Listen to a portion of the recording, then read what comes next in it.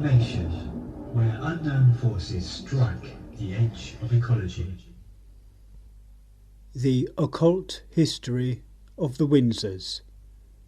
Terry Liddle of the South London Republican Forum explores some alleged connections between the British royal family, Freemasonry, Jack the Ripper, and the death of Princess Diana. Recorded at the Anarchist Heretics Fair, Brighton, on Saturday, May the 6th, 2000. Convener of the South London Republican Forum. What I wanted to talk about was virtually the entire history of the Windsor dynasty. But as I've only got an hour, I'm going to have to truncate it a bit. So what I'm going to concentrate on is, I think, two major events in the history of the House of Windsor. The first of those is the Jack the Ripper murders, which took place in East London in the last century. And the second is a more recent event, which is the demise of Diana, Princess of Wales. Now, the British monarchy is a very peculiar institution. Like its continental counterparts, officially it's a constitutional monarchy. But in Britain, it's a monarchy without a written constitution. Furthermore, it's a monarchy which, if you actually read the coinage, rules die gratia, literally by the grace of God. And indeed, there are those who claim that the monarchy, or the royal family, is in some way linked with the bloodline of Jesus of Nazareth, or Jesus Christ as it's called by Christians. Also as well, the British monarchy has a very close relationship with that peculiar institution called Freemasonry. And since King Edward VII, every Prince of Wales, except the present one, has been a past Grand Master of English Freemasonry. Also as well, every male member of the royal family is circumcised. And they're not circumcised by a doctor, as one would be if one was circumcised for health reasons. They're actually circumcised by a Jewish ritual circumciser. I forget what the Yiddish word for that is off the top of my head. So already we begin some strange, peculiar links here, which make the British monarchy a very peculiar institution. It's quite interesting as well, looking at The Simpsons on TV last night, they had a lovely skit on Freemasonry, where the Freemasons are called the Stonecutters, and they're singing this song, and the first line of it was, "We are the power behind the British crown." So I don't know if whoever does The Simpsons has put them out some messages there. Anyway, on to the two main topics of my talk. First of all, the Jack the Ripper murders. Between August and November 1888, 5 women were killed in the Whitechapel area of East London. They were Mary Nichols, Annie Chapman, Elizabeth Stride, Catherine Eddowes, and finally Mary Kelly. They were not only murdered in that they had their throats cut, they were also subject to pretty horrific mutilations as well. At that time in London, there were something like 80,000 prostitutes. Poverty forcing many women into full-time or part-time prostitution. In the Whitechapel area, where the murders took place, there were over 1,000 prostitutes operating from some 62 brothels. 47% of the population lived in dire poverty. In that part of London, unlike the big towns of the Midlands and the North, there was no industrial base. So work, very often, when it was available, tended to be casual works. For men, things like working on the docks, where you work by the day. The men fought at the dock gates for a day's work. And very small-scale industries as well, things like sweet making and box making. Venereal disease and alcoholism, sex and drink being the main ways of escaping from this for working class people, were right. There were a whole number of suspects for the Jack the Ripper murders. One of these was Montague Druitt, a teacher in Blackheath, funnily enough, not far from where I live, who allegedly committed suicide by drowning. At least his body was fished out of the Thames. There was Kaminski, a Polish Jew, and at that time there was a large influx of Jewish immigrants from the Tsar's Empire into East London. They were fleeing from the pogroms which resulted from the assassination of the Tsar in 1881. There was another Jew called Aaron Cohen, who also died in an asylum in 1888. It's very strange the number of people involved in the Ripper murders who do not die of natural causes. They tend to go insane and die in asylums, or they tend to allegedly commit suicide. Sir Melville Macnaughton, who was the Chief Constable at Scotland Yard, writing some years later in the Daily Mail in 1913, said that he had destroyed all the documents and there is no record of the secret information which came into his possession. It's a very peculiar admission from a Chief Constable that he's actually destroyed evidence about horrific murders. It's also very strange that no action is taken at all against this man. Nobody seems to bat an eyelid or turn a hair. Now, my contention is that the Ripper murders were a cover-up, and that the person whose misdeeds was being covered up was Albert Edward Victor Christian, who was the Duke of Clarence. He was also the heir to the throne as well, being the eldest son of King Edward VII, who at that time was still Prince of Wales, Victoria being very much alive and on the throne. Eddie, as he was called, so that's what I'll call him, inherited his mother's profound deafness. He was also very poorly educated and was generally regarded as backward, and was regarded as a bit of a joke in the royal family. The allegation by a number of authors is that through the artist Walter Sickert, Eddie met a commoner called Annie Cook, who, amongst various occupations, modelled for Sickert. In 1885, it is known that Annie gave birth to a daughter, Alice, in the workhouse at Marylebone. It has been alleged, though there's no concrete proof of this, that Eddie and Annie Cook went through both Anglican marriage ceremonies and Roman Catholic marriage ceremonies, Annie being of the Catholic persuasion. Of course, all of this is contrary to the settlement after the demise of the Stuarts of the British monarchy. So it was contrary to the Bill of Rights of 1689.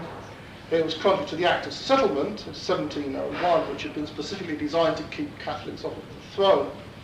And it was also contrary to the Royal Marriages Act, which basically meant that anybody who stood in line for the throne could not contract a marriage without the consent of the ruling monarch. There's more people coming up the stairs. Right, okay. It's all right. Some more chairs. Yeah. Okay, go ahead. I'm just getting into it. I think we have to remember at this time, in the 1880s, that the monarchy was far from secure. There had been 6 assassination attempts on Queen Victoria. Shortly before this, in the 1870s, inspired by the Paris Commune, there was a very strong Republican movement in this country, which I've actually written about in our pamphlet downstairs, called The Republic Must Come.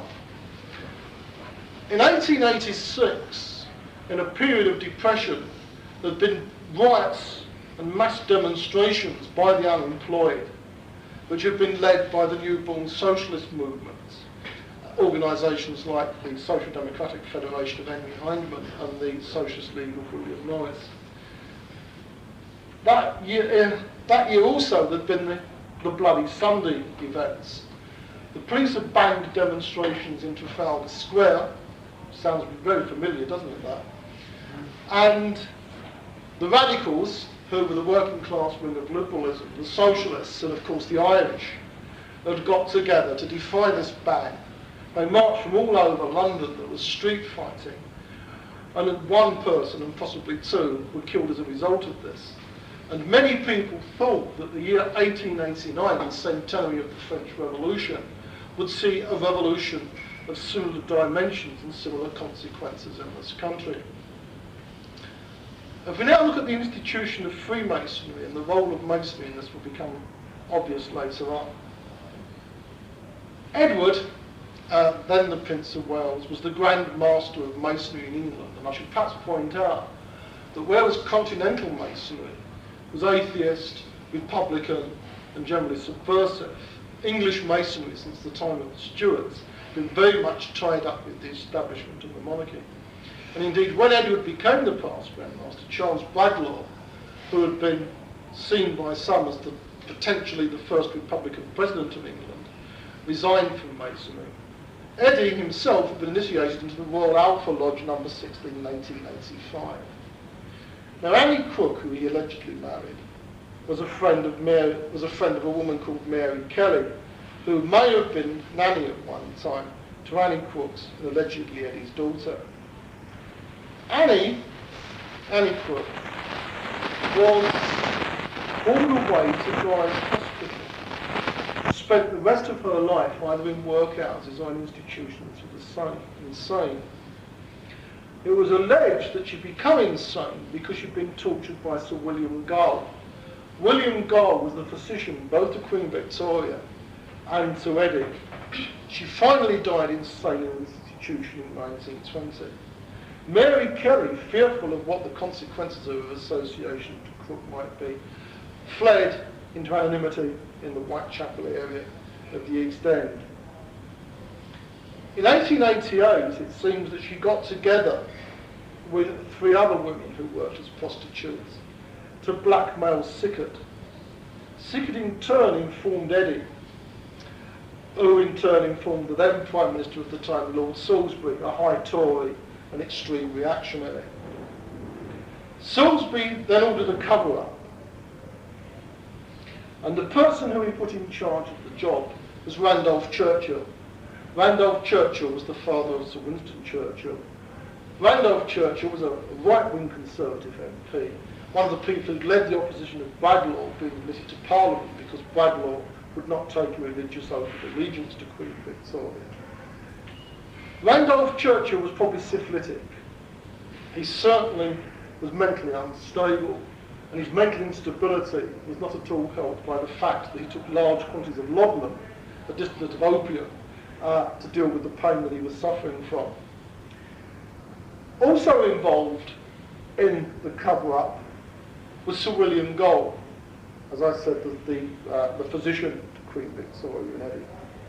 Gull recruited a man called John Neckley, who was a cab driver, who had driven Eddie to his trysts with Annie Crook. What seems to also involved in this as well was a man called J.K. Stephen, who had been Eddie's tutor. The modus operandi was that what they did was they lured prostitutes, or the women they were looking for, to silence them, into a coach driven by Neckley, and then killed them. And of course, because of their connections with Masonry, they were killed in a way which anybody in the know would realise was the kind of ritual executions laid down in the pretty horrific oaths that Freemasons swore at that time. It's interesting to know that the last of the murders took place on the 9th of November, which happened to be Edward's birthday. The Commissioner of Metropolitan Police at that time was a man called Sir Charles Warren, who himself was a leading Freemason. He was founder of the Quattuor Coronati, Latin translation, lodge, which is basically a lodge which does research into the history of Masonry. He was also a past Grand Sojourner of the Supreme Grand Chapter of Masonry. Apart from that, he was quite a well-known archaeologist who'd served in the British military in the Middle East and Africa. And he was the person responsible for the suppression of the bloody Sunday demonstrations. Finally, he became, after he retired from the Metropolitan Police, became a military commander in South Africa and China. Then he stayed doing things with Boy Scouts. Right. On a tenement wall in East London, near the site of the 4th killing, a message had been chalked, and it said, "The Jewes," spelled G-U-W-E-S, "are the men that will not be blamed for nothing." Warren, when he saw this, had it immediately washed off, and that this message had ever been written was concealed by Scotland Yard for 90 years. The last of the killings took place in Mitre Square, and of course, as you may know, the mitre is a Masonic symbol, and indeed on the square was a pub called the Mitre Tavern, which was used for Masonic markings. Also, there was what looked like Masonic symbols carved into the face of one of the victims, and a piece of apron had been found. And once again, of course, the apron plays a role in Masonic ceremony. Churchill himself also was a leading Mason as well. It was alleged that Eddie had died of influenza in January 1892. and his brother, George, who later ruled as George V, became heir to the throne. What was known was that at the age of 13 Eddie had had typhoid, of which Gull had cured him. It was also known that Eddie was a bisexual and was known in the gay circles as the time of Victoria, after his grandmother. Now, Mr. Crowley, who some of you may know of, claimed to have letters from Eddie to a boy named Morgan, who lived in Cleveland Street, which is the site of a well-known gay brothel. Involved in the gay brothel was a lay preacher called Beck, who was based at St Saviour's in Maple Street, where one of Eddie's alleged marriages took place. The patrons of the gay brothel nicknamed Eddie Collar and Cuffs, and LaBoucher, who was a radical Republican MP, used a paper called Truth and Surgeons, newspaper. George ended up marrying Mary of Teck, who had been Eddie's fiancée. However, there's allegations that in fact Eddie didn't die, but was interned in Glamis Castle in Scotland, the home of the Bow-Lyons family, until he died later. The payoff was that Elizabeth, our beloved Queen Mum, who will soon reach her centenary, got married off to George VI. Walter Sickert's son Charles, apparently, and this becomes even more convoluted, allegedly replaced John, the son of George V and Mary, who died. Incidentally, he was the only member of the royal family not to have been buried at Windsor.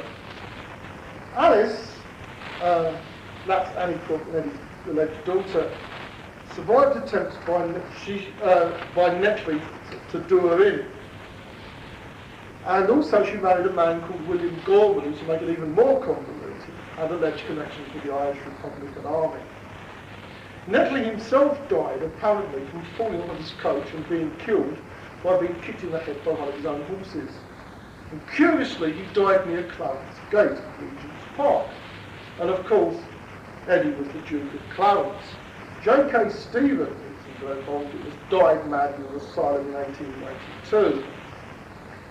Queen Alexandra, Eddie's mother, made well known of his marriage, because shortly before her death in 1925, she gave some of her jewellery to Alice, his daughter.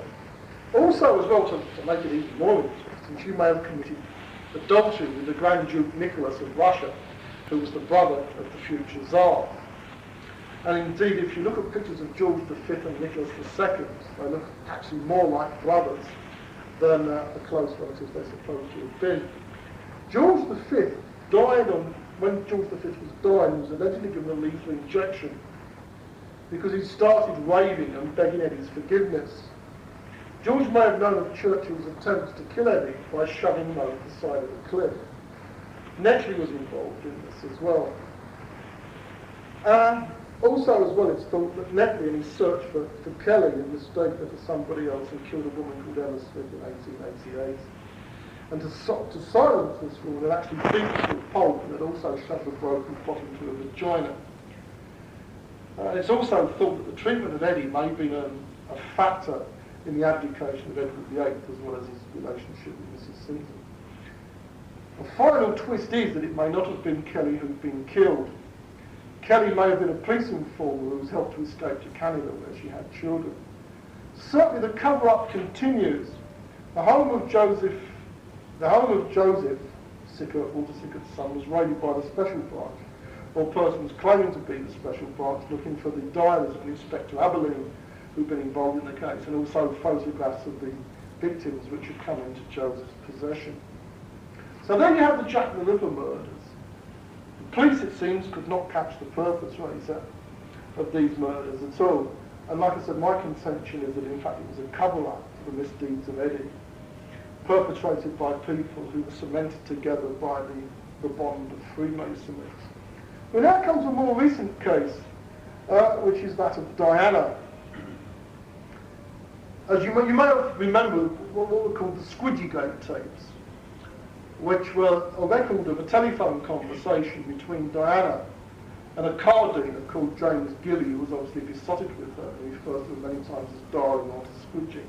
These tapes were far too sophisticated to to be the work of amateur eavesdroppers, which was alleged.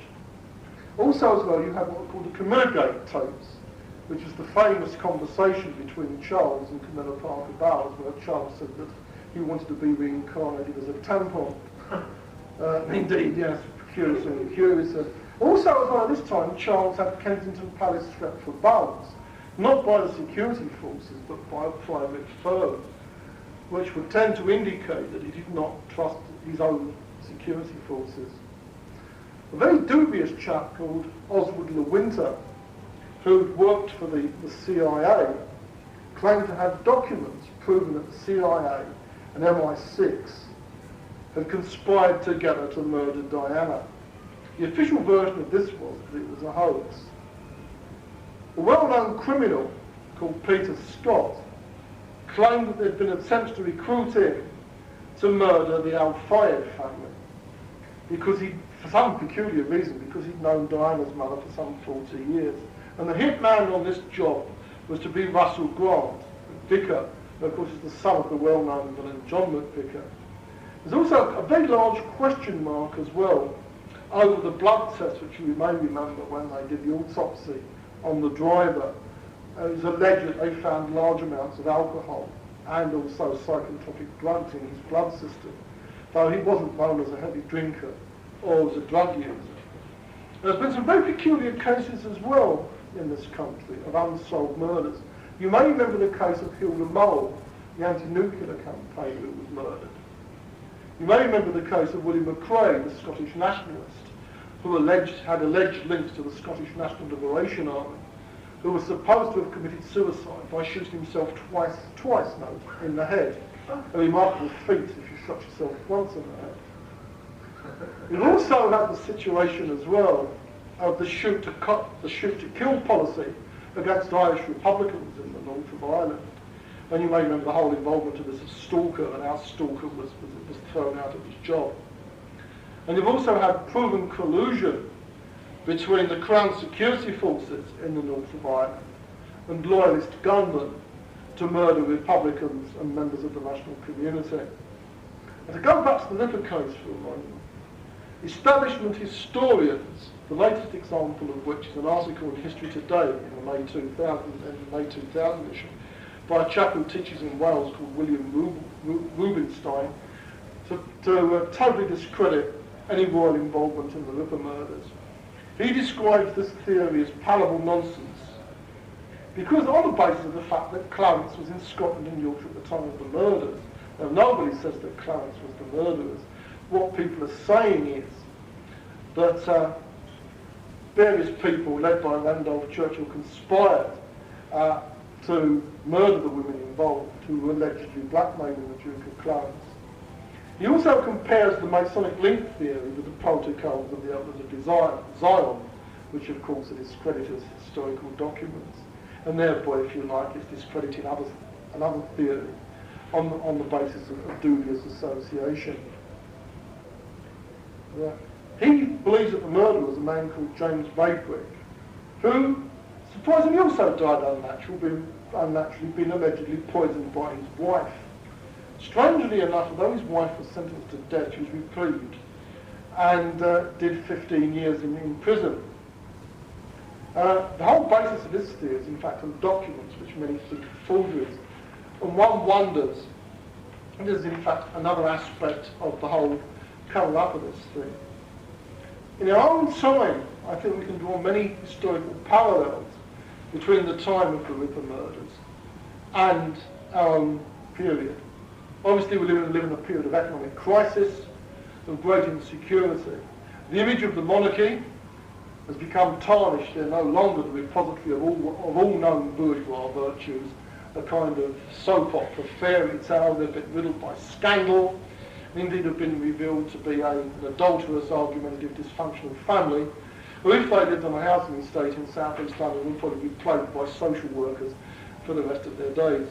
You've also seen the growth of republicanism, and indeed in one television poll conducted by Carlton TV, the majority of people in Scotland were in favour of the Republic, with substantial minorities in England and Wales.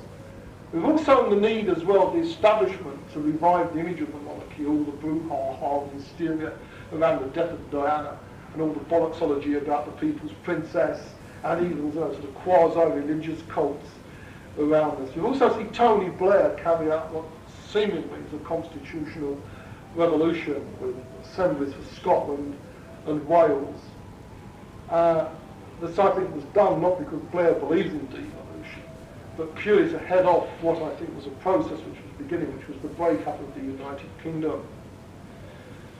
Right, so what I've tried to show is, in brief, and I'm almost running out of time now, is that the royal family can literally get away with murder, possibly at least 6 murders. That there is an establishment cemented together by Freemasonry which penetrates all areas of life, but particularly politics and particularly policing in this country, which, because of its own vested interests, wants to maintain the monarchy. I'm a Republican.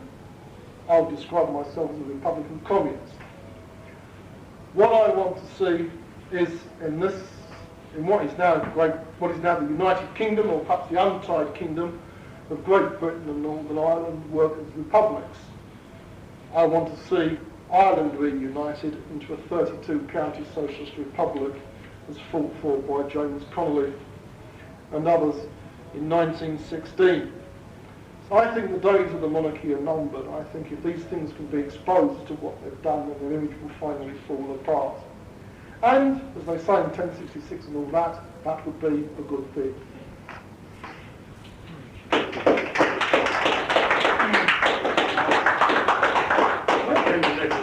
So you may already have mentioned it, but I did hear fairly recently that the Blair's going to the country a year early because it doesn't want to clash with what's her name, shenanigans. That's perfectly right, yes, because it's whatever it is, what event is it? I don't know. 50 years. 50 years, that's it, that's right. Herself will have been on the throne 50 years.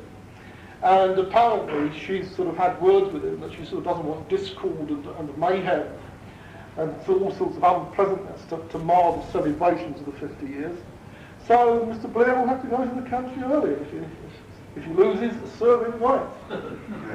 Because if you actually look at what the founders of the Labour Party, particularly Keir Hardie, had to say about the monarchy, and the dreadful sycophancy, I suppose in this last looking, this was perfectly all right to say, of Tony Blair, the contrast is absolutely total.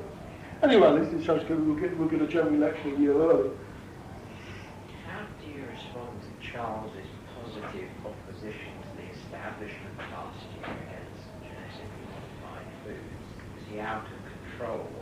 Well, I mean, sometimes you wonder about Charles. I wonder about him. I think basically he's a person who, by an accident of birth, is going to be lumbered with a job that really in his heart he doesn't want. I think he'd be much happier if he went off to be a gentleman organic farmer somewhere, married Parker Bowles, and they could bolt themselves into a stupor, and nobody would give a damn. And he'd be a lot happier doing that. Unfortunately, because the British establishment needs the monarchy, and is fearful of what might happen even if you had a constitutional republic. After all, these people, when they go to public school, do read history. That he's going to be lumbered with this job. I think that if he had the code of his convictions, he'd just say, well, get somebody else to do it. I'm abdicating. It may well be as well that looking at historical presidents, he may well find himself abdicating. I mean, after all, he's one of his brother looks like he's going to remarry Sarah Ferguson, and his other brother, so far, that young Edward, doesn't seem to have cocked up his marriage, and indeed has become the Duke of Wessex as well. I'm sure the Wessex regions will have to say something about that. Anyway, that's what I think. I think Charlie is well, he does get out of control occasionally, but as long as his father's alive, I think his father slaps him down and keeps him under control. Which is how the poor lad got to marry poor old Diana in the first place. Right. I was wondering. You mentioned about circumcision in the royal family. Whether do you believe that there's other Jewish connection or some relationship? I don't think there's a Jewish connection as such. I think the royal family bases itself upon the old, the Jewish kings of the old two kingdoms of Israel and Judea. After all, they're the only kings in Europe to be anointed with oil, as were the old Davidic kings in Judea and Israel. And it's interesting because being anointed by oil, that makes them messiahs. The literal translation of Messiah from the Hebrew is somebody who's anointed. Nothing at all, anything to do with religions or claims to be the Son of God. I think they actually based themselves on that. As I said, there was this theory that in some way they're vaguely related to the bloodline of Jesus, but they themselves may well believe that. Some of their ideologues may believe that. And of course they also have a religious role as the heads of the Church of England as well. So, as the Irish say, that had nothing to do with theology and a lot to do with the dangling parts of Edward VIII. Anyway, they still have this role. So I don't think it's a Jewish collection, but I do think that consciously or unconsciously they base themselves on the old Davidic kings. Is it true that there's I read somewhere that most presidents of the United States are related to the British royal family? No, I don't think so. No, it'd have to be a very sort of far removed relationship. Because as far as I know, no one at all ever went to America, even very distant family. Well, it's a sort of esoteric secret that most presidents are actually blood related. Well, I'd say something I've not seen at all. What I do know is that an awful lot of presidents of the United States have been Freemasons. Yeah, I mean, it's research done by someone called John Coleman. I don't know if you're familiar. No, I'm not. He wrote a book called The Committee of 300. I've heard of the book. I've not. Yeah, and also, dare I say it, David Icke. I don't know if you're familiar with his books, And the Truth Will Set You Free, and Biggest Secret. Well, I mean, as far as I know, Icke tends to believes that the royal family are, reptilian shapeshifters. Yeah, I mean, that's nonsense. I hope they're cold-blooded, but I think that's taking it a bit far. Yeah, but I mean, yeah, he's lost the plot there, but he has done, to say the least, he has done some research that could be valuable in what you're saying, and I don't think you should, because he's lost the plot there, you know, throw the baby out with the bathwater. Well, I've not actually read his book, possibly because I read reviews of it, which concentrated on the reptilian shapeshifters thing. And I don't know, I thought, well, like, what can you possibly say? There's a lot in there about the murder of Lady Diana. I mean, in the book And the Truth Set You Free, he sort of says that Karl Marx was related as well to the aristocracy. Oh, well, no, Karl Marx was actually related to the Dukes of Argyll. Right. Through his wife. Yeah, that's right. Because there's the famous story that when they were skint, which was a usual condition for the Marx family, well, until Edmonds could fork up, they went off to pawn the silver. And of course the silver had the crest of the Dukes of Argyll on it, and the pawnbroker thought, well, this impoverished, hairy-looking Jew coming in with this has obviously pinched it, and they had Karl Marx lifted. But he was related through his wife very badly to the Dukes of Argyll. But he was, you know, the British state was sort of patrons of him, sort of writing his death capital in the British Museum, weren't they? I don't think the British state was, I think Fred Engels was. And I don't think the British state was even vaguely aware that he was sitting there with carbuncles on his bum, writing Das Kapital, or indeed doing anything very much. Anyway, last week's New Statesman, there was a cartoon of the bogus asylum seekers. Did you see that? No, I didn't know. You know the little one at the Fred Niblet at the end? Yeah. And that had Phil with Greek and Elizabeth Hascoe. Liz Hascoe with Phil. Well, that's fine. The chap from the Wessex Regents was someone they sort of, you know, supposedly trace it back to the old Anglo-Saxon kings of back in the mists of time. But of course, the present dynasty was actually brought over here to fill a gap because they'd run out of Stuarts.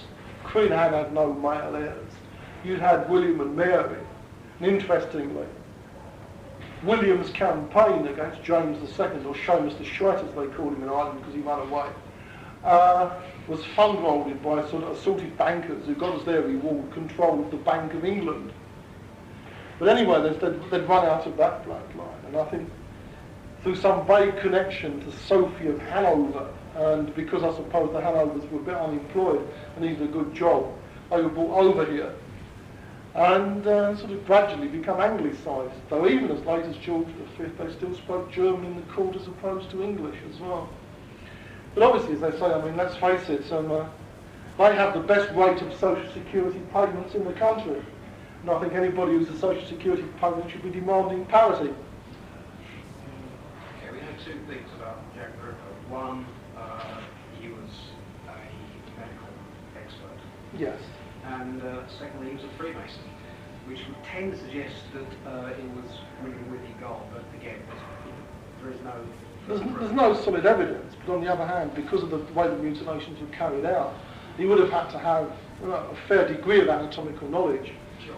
Well, which also tends to rule out school teachers or sort of, poor Jewish workers. So we dismiss that. But what I was going to say is that the Masons are not at all in favour of Charles succeeding to the throne. And so it seems unlikely that his arch enemy, i.e. Diana, she could have been done away with by an establishment in which the Freemasons do have an awful lot of clout. I think that they would be protecting her because with her around, it's always very much more difficult for Charles to actually have any kind of support in the country to succeed at the throne. I think the reason why Diana was done away with was because of her relationship with Dorothea. Now, there was a theory I've seen heard that she was actually pregnant by him at the time of her demise. Now, if she'd have had children or a child, it would have been very embarrassing for the establishment to have somebody who would, albeit quite removed, but possibly in line for the throne, and certainly half brothers to the heir of the throne, who were not white, and also the Muslim religion as well.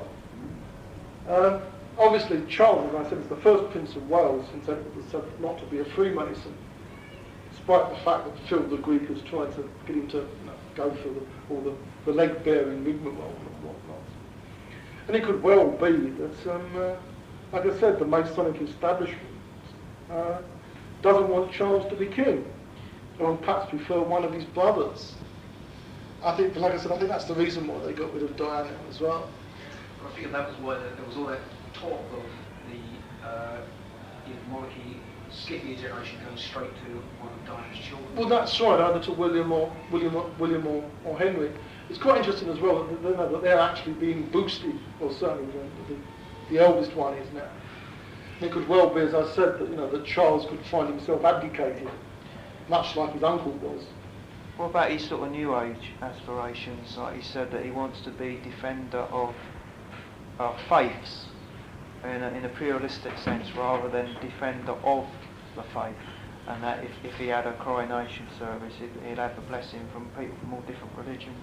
Well, I mean, he could, strictly speaking, he will still be head of the Church of England as the legislation stands at the moment. Quite clearly, I think he's fallen down a bit on theology, particularly the commandment which says thou shalt not commit adultery. But obviously he could do that, but he would still have to, unless the Church of England was disestablished. And once again, you need great constitutional changes there. There would be a lot of resistance to this, I think, because of the ideological role that the Church... Yeah, given the ecumenical climate within Christendom and the interfaith movement, there's a way of accommodating it, isn't there?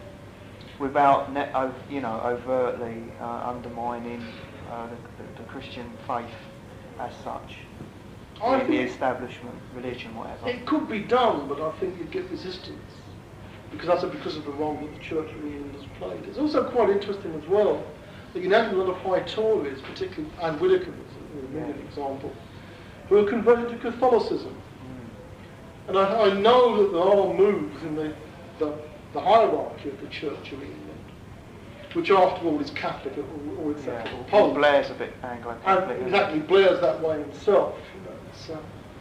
Mind you, I'd love to see him in confession. Mea culpa, forgive me, Father, for I've sinned, because Ken Livingstone's now the Mayor of London. She's saying we could have a Catholic papal monarch. You could well indeed, yes. They could well restore England to the allegedly true Roman and Apostolic faith. But isn't the Christian establishment very vulnerable now to the very vigorous Muslim attack on our values? Largely depends where. I mean, it certainly would be in the in the Muslim community. But I don't think the general public are very aware of either Muslim theology or its attack upon, if you like, Western capitalist values and so on. But wouldn't you? But I think they're very frightened of Islam, because Islam, if you look at it now, has now replaced communism as the big bogey. They're very militant. They're very militant. And exactly, they're very militant. They're proselytising. They proselytise with the sword as well. Everywhere. Which could be one of the reasons why they bumped off Diana, because if you had, because she may remember that shortly before she died, she said she was going to make some kind of startling announcement. And some people think the startling announcement that she was going to make was that she converted to Islam. Now you can imagine, can't you, that she converted to Islam. She has a son who's a Muslim, and he's possibly in line for the throne if a few people pop their clogs. Then you think of the tremendous problems that would cause. She'd been seeing an imam, hadn't she? Some Sufi or something. But don't you think all this traditional orthodoxy is a load of baggage anyway, a load of excess baggage we don't want anymore? Oh yes, I mean... And the young ones, I mean, look at Australia, they're going to go Republican before long. And for the young ones in our midst today, don't you think that they've got to say, put two fingers up to all this, this baggage that we've got, and say we've got to start again as a republic? Yes, I do, yes. I mean, but obviously, you know, you've got to remember that the British establishment is very clever. Oh yeah. By virtue of the fact that it's existed for so long as it has, it's very clever. It's also very adaptable as well, very good at compromise. I mean, what we've got now in this country is in fact a compromise between the industrial capitalists and the remnants of the old feudal aristocracy, which was actually manifested in the Reform Act of 1832, when the industrial capitalists got the vote, and also when cities, industrial cities like Birmingham, become boroughs, and therefore the capitalists got control of local government. I mean, I don't think very few people nowadays believe any of the kind of ideological baggage of either Anglican or indeed any other form of Christianity or any other form of religion, except possibly various forms of paganism amongst some people. And indeed, in many ways, they have, by what they've done, put up two fingers to this. But of course, because the monarchy is both religious as well as a political establishment, it has to carry on with this. Talking about Australia, I think the only reason why Australia isn't a republic now is the way in which the referendum was actually worded. And also because a lot of people didn't actually want the powers that the Governor-General has sort of going to professional politicians. They wanted them devolved. If it had been worded differently, I think Australia would be a republic now. And of course, one of the things that the good old British establishment did was transport whole loads of rebels and trade unionists, Fenians, Chartists off to Australia. It's quite interesting that apparently that at various times when there were strikes in the goldfields in Australia, the songs they sung were Irish rebel songs and Chartist songs. So that could be a beginning as well, and of course that would have big ramifications because our own dear Queen is not only head of state of this septic isle, she's also head of state of a whole number of Commonwealth countries as well. And if one goes Republican, then of course the rest could go Republican as well. And indeed, if, for example, Ireland was reunited or Scotland broke away, then that would be the beginning of the end of the United Kingdom, which of course would be a good thing. Thank you. No, you've got 10 minutes. Are you linked with the Republic? I was actually one of the founders of it. Are you? Great. Myself and a bloke called Albert Stanley, who died about 6 years ago. We founded it. We actually founded it on a foggy evening in the bar on London Bridge Station. I don't have links with it now because I have political disagreements with it. Republic is basically, what Republic wants is a constitutional republic, which would basically be ruled by politicians and capitalists. What I want is a workers' republic, which would be ruled by the majority of the people, the working class. What that would entail, I think, is very much open to discussion. So my main affiliation at the moment is with the South London Republican Forum, which I started some years ago, which in turn has links with various other Republican groups in Scotland, in Wales, in Ireland, and in England as well. Because you know of the meeting at Mallet Street next Saturday? I know of it, yes. I shall actually be at another meeting in Conway Hall at that time. Because I'm a member of that. Right, yes. But anyway, I mean, like I said, I mean, the South London Republican Forum, although it started out as a local group, now has members all over the place. So if you wanted to join us as well, we've got a form downstairs. Yeah. And we've got some pamphlets as well. You said a reference to circumcision and the royal family, and you're saying that there isn't a Jewish influence. You made some reference to British Israelism, the idea of the British royal family descended from The different kings. Yeah. Do you think, there is a Zionist political influence within the British royal family and the British state? I mean, I think in 1718 it was the British that helped partly set up the modern state of Israel. Do you reckon that is a political... Well, you had at that time you're talking about, when the old Turkish Empire, the Ottoman Empire was on its last legs in the First World War, you had the Balfour Declaration, and of course Palestine was under a British mandate. And what the Balfour Declaration basically promised was a Jewish homeland in Palestine. In terms of British governments, it's gone various ways. I mean, Israel was established in 1948. We had a Labour government. A lot of people in the Labour Party, and certainly up to the present time, have been Zionists. As you probably know, there's a very influential group called the Labour Friends of Israel.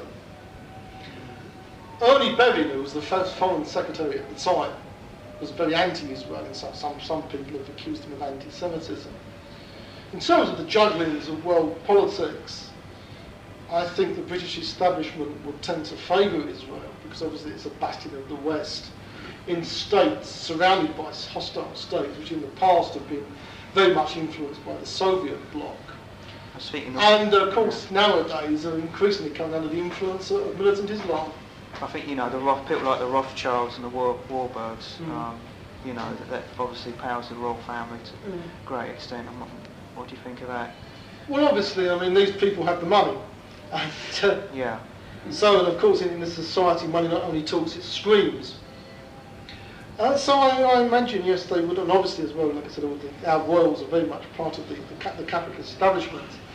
As I said, part of the origins of the present lie in the fact of the battle between William and James, with William's being very much backed by, by merchant bankers, by financial capitalists, who got their hand on the creation of money in this country through their control of the Bank of England. But I mean, certainly people like the Rothschilds and the Warburgs, their allegiance isn't to any particular country, or even any particular ideology. I mean, I think their allegiance is to their own bank balance and their own power. And if it comes to overthrowing governments and replacing them with other governments, or kicking out monarchs and replacing them with republics, if it's in their interest, they'll do it. So, to what extent does the modern British royal family go back to sort of the Norman yoke, Well, yes, I mean... Is that a very significant moment in time? It is, yes. I mean, as you may know, some of you may know, English radicals long had, particularly people like Thomas Paine, for example, and before him the Levellers in the English Civil War, had the concept of the Norman yoke. And their idea was that prior to the Norman invasion in 1066, you had what was called the free-born Englishman. And of course, in the old seven Saxon kingdoms, the power of the monarch, in many places didn't really run that far. And there was a less of a sharp division between the aristocracy and if you like, the peasantry. And the idea was that when the Normans came over, they changed the situation, and what they basically introduced was feudalism, where the bulk of the peasantry became serfs, and very much under the control, and very much beholden to the local landlords, the local feudal barons, who were if you like, the fellow bandits of William the Bastard. And what the early radicals wanted to do was actually restore their mythological pre-Norman England. I think this is quite an interesting theory. Not good history, but it certainly gave people something to focus on as an opposition to the establishment and to the British monarchy. if you like, it was a useful piece of ideology. Of course, we can move beyond that now. But certainly the concept of, if you like, of free-born people who, by virtue of their existence, have inalienable rights, I think is quite a good one, and perhaps one we should revive as well. And certainly I am very much in favour of a very large measure of devolution and of regionalism, with power being devolved, and by being devolved, being diffused.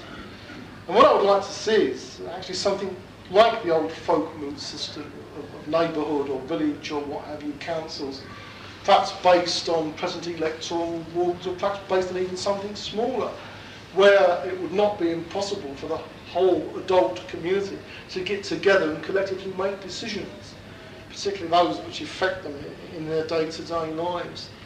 Because the monarchy has always been a centralist and centralising institution, which places more and more power into fewer and fewer hands.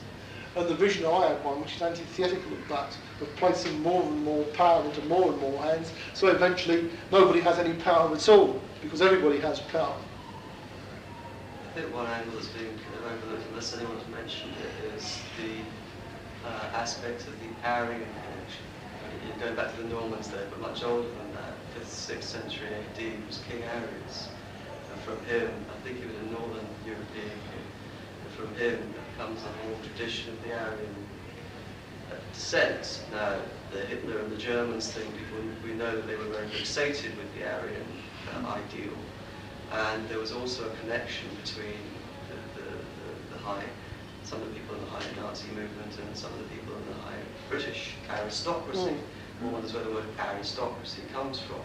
Is it anything to do with the Aryan? And one wonders whether the values within possibly a blood lineage of the Aryans is what would be the thing that would react most strongly to the idea of Diana's children becoming Muslims.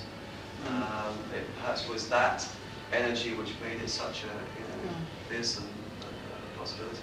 It's an interesting theory. I mean, as far as I know, the only people who ever actually were called Aryans and called themselves Aryans were people who lived in northern India and spoke a language called Sanskrit. Had nothing at all to do with anybody who lived in Western or Northern Europe.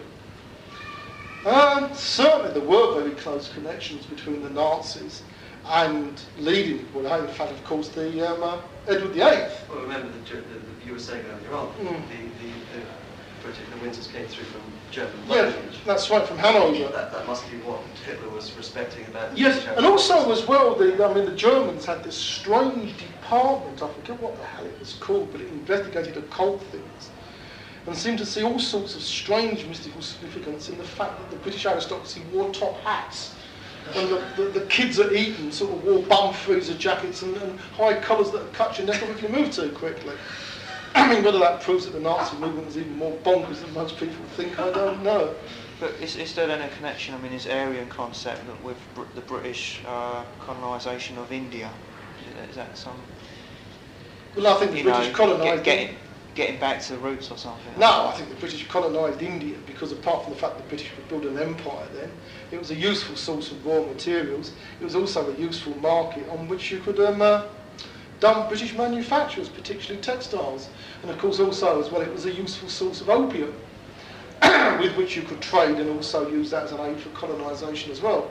We fought a war with China to force the Chinese to take opium that the British had grown in India. And basically what the British did, they went into India, used the divisions between castes and religions and areas to... I mean, the British held India with about 40,000 men, which is a remarkable feat when you consider you've got this massive country of hundreds of millions of people, which they did by exploiting the divisions, buying off people, and of course the British saw it as a source of raw materials, the jewel in the empire, and as a useful tame market for their manufacturers as well. I think Churchill certainly regretted the loss of India as well. Even a lot of people in the Labour Party didn't want India to become independent. But I think all this stuff about Aryans, I mean, I don't think the British establishment has ever really gone in for that. I think what they've gone in for is a kind of idea that the British, by virtue of the fact they had a massive empire, conquered the world, forced people to adopt English as their main language, was the hub of empire, the hub of industry and all that. By, if you like, were almost like the ancient Israelis, like the ancient Jews, and they had some kind of strange covenant with God, that because, they were God's chosen people, they could therefore assert their hegemony over the world. I don't really think anything to do with sort of German theories of Aryanism and so on. I think it was more a British theory of Britishness.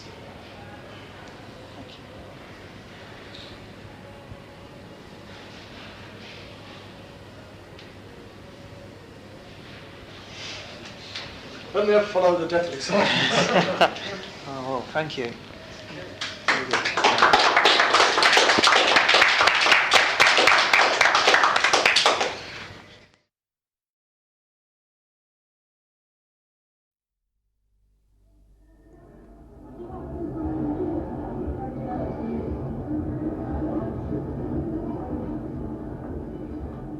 The information where unknown forces strike the edge of ecology.